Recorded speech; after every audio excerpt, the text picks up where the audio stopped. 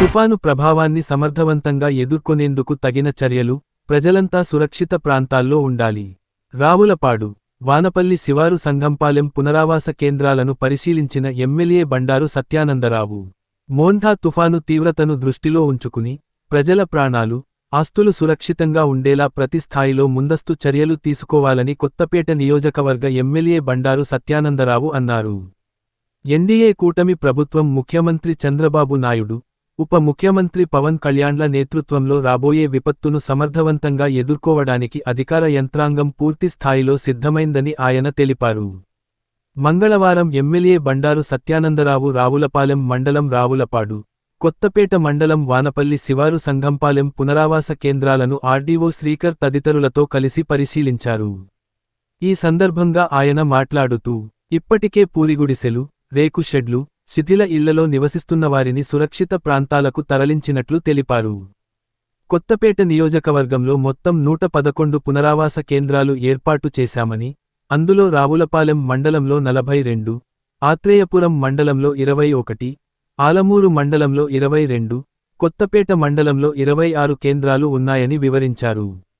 ఇక నియోజకవర్గ ప్రజలతో పాటు ఇతర జిల్లాలకు చెందినవారిని కూడా ఈ కేంద్రాలకు తరలించినట్లు చెప్పారు. రావులపాడు పునరావాస కేంద్రంలో నంద్యాల జిల్లాకు చెందిన 90 కుటుంబాలు ఆశ్రయం పొందుతున్నాయని తెలిపారు. ఉన్నటువంటి ఈ యొక్క కొత్తపేట, అమలాపురం, వరం ఈ నియోజకవర్గాల మీద తీవ్రమైన ప్రభావం ఉంటుందనే ముందు చూపుతోటి ప్రభుత్వ యంత్రాంగం తక్షణం స్పందించి అత్యవసరమైన ఏ విధమైన చర్యలు చేపట్టాలో అవధి ఎవరైతే తాటాకు పాకల్లోనూ లేదా శిథిలవుతున్న ఇళ్లలోనూ రేకు షెడ్డుల్లోనూ ఉన్న వారందరికీ కూడా తక్షణం సురక్షిత ప్రాంతాలకు తరలించడం జరిగింది. కొత్తపేట నియోజకవర్గం చూసుకుంటే 111 చోట్ల ఈ పునరావాస శిబిరాలు ఏర్పాటు చేయడం జరిగింది. రావులపాలెం మండలంలో 42 చోట్ల, ఆత్రేయపురం మండలంలో 21 చోట్ల, ఆలమూరు మండలంలో 22 చోట్ల, కొత్తపేట మండలంలో 26 చోట్ల మొత్తం 111 పునరావాస శిబిరాలు ఏర్పాటు చేయడం, ఈ యొక్క నియోజకవర్గానికి సంబంధించినటువంటి ప్రజల్ని అప్రమత్తం చేయటం, ఈ యొక్క రిలీఫ్ ఈ యొక్క పునరావాస కేంద్రాలకు రమ్మంటాం. దాంతోపాటు పక్క నియోజకవర్గ పక్క జిల్లాల నుంచి కూడా ఇప్పుడే ఇక్కడ రావులపాడులోనే చూడటం జరిగింది. నంద్యాలకు సంబంధించినటువంటి దగ్గర ఒక 80-90 కుటుంబాలు వారు ఇక్కడ ఉండి సంచార జీవనంగా వారు ఏదో చిన్న గుడారాల కింద వేసుకుని వారు ఉంటా ఉన్నారు. చిన్న చిన్న రేక్ షెడ్లలో వారికి ఒక స్కూల్లోకి తీసుకొచ్చి ఇక్కడే వారికి నివాసం ఏర్పాటు చేసి వారికి ఆహారం, మంచినీరు, ఇక్కడ ఉండే వసతి ఏర్పాట్లన్నీ కూడా అధికారులందరూ కూడా ఏర్పాటు చేయడం జరిగింది. ఈ విధంగా ఎక్కడికెక్కడ చర్యలు తీసుకుంటూ ఉన్నారు. వారికి నచ్చజెప్పి అవసరమైతే ఈ కేంద్రాలకు రాకపోతే వాళ్ళ బంధువుల ఇళ్ళకన్నా వెళ్ళి ఏదైనా సురక్షితమైన ఇల్లు లేని వారందరినీ కూడా తరలించడం జరుగుతూ ఉన్నది. ఇక్కడ చూస్తూ ఉంటే ఏ విధంగా ఏ సమయాన ఆ తీరం దాటినా ఎంత వేగంతో వస్తుందో, దాని తీవ్రత ఎంత ఉందో పూర్తిగా ఇంకా తెలియని పరిస్థితి. దాన్ని దృష్టిలో పెట్టుకుని రాత్రి తీరం దాటుతుందన్న నేపథ్యంలో అన్ని జాగ్రత్తలు తీసుకుంటాం.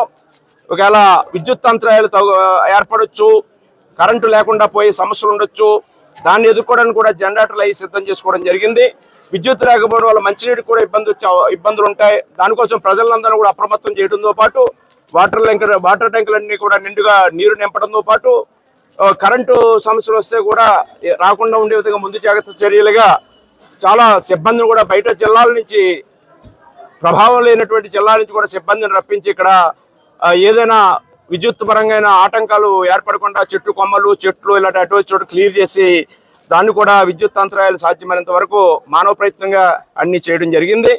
వాటితో పాటు ఇక్కడ ప్రజలను సురక్షిత ప్రాంతాలతో తరలించడంతో పాటు గర్భిణీ స్త్రీలు, చంటి పిల్లల విషయంలో శ్రద్ధ తీసుకోవటం, పశువుల విషయంలో కూడా శ్రద్ధ తీసుకోవటం, ఇటువంటి ఏ విధమైన ప్రాణ నష్టం కానీ ఆస్తి నష్టం కానీ జరగకుండా ఉండే విధంగా మానవ ప్రయత్నంగా చేయాల్సిన కార్యక్రమాలను కూడా అధికార యంత్రాంగం ప్రభుత్వం యొక్క చొరవతో అంతా సిద్ధంగా ఉన్నారు, అప్రమత్తం చేయడం జరిగింది.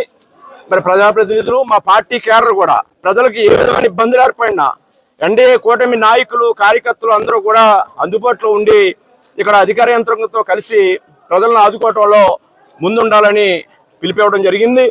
అందరూ కూడా సిద్ధంగా ఉన్నారు. ఇక్కడ ఏ విధమైన కూడా జరగకుండా ప్రజలకి ఆస్తి నష్టంగా, ప్రాణ నష్టంగా, ఆస్తి నష్టంగా జరగకుండా ఈ ప్రమాదం నుంచి బయటకు రావాలని భగవంతుని కోరుకుంటూ ఉంటాను. ఒకవేళ ఏ విధమైన ఇబ్బందులు వచ్చినా దాన్ని ఎదుర్కోవడానికి అధికార యంత్రాంగం కానీ మేము కానీ ఇక్కడ ఎన్డీఏ కూటమి పార్టీ నేతలు కూడా ప్రజలకు అందుబాటులో ఉండి ఆ ఇబ్బందులు తొలగించడం కోసం వారితో కలిసి నడవడం జరుగుతుందని కూడా ఈ సందర్భంగా తెలియజేసుకుంటూ ఎక్కడ ఏ విధమైన ఇబ్బందులు ఉన్నా నేను అందుబాటులో ఉంటాను. నియోజకవర్గంలో ఏ క్షణాన ఎవరో ఏ విధమైన నాకు ఫోన్ చేసినా నా నెంబర్ అందరికీ తెలుసు. 8008243777 9849243777. ఎవరు ఈ నెంబర్కి ఫోన్ చేసినా ఏ విధంగా మేము వారికి తోడ్పాటు ఇవ్వగలం ఆ విధంగా తోడ్పాటు ఇవ్వడానికి సిద్ధంగా ఉంటానో అందరూ కూడా ఆ విషయంలో బయటకు రాకుండా ఏదైతే అధికారులు చెప్తా ఉన్నారో ప్రభుత్వం చెప్తా ఉందో ఆ విధమైన జాగ్రత్తల మట్టికి అందరూ పాటించాలని ఈ యొక్క తుఫాను దాటే వరకు ఈ గాలి వేగవంతమైన గాలులు కానీ ఒక భారీ వర్షాలు కానీ వచ్చే అవకాశం ఉంది. వాటిని అన్ని ఆ తుఫాను ముగిసింది అనేది వరకు కూడా అందరూ కూడా తగు జాగ్రత్తలు పాటించాలని సందర్భంగా కోరుకుంటూ ఉన్నాను.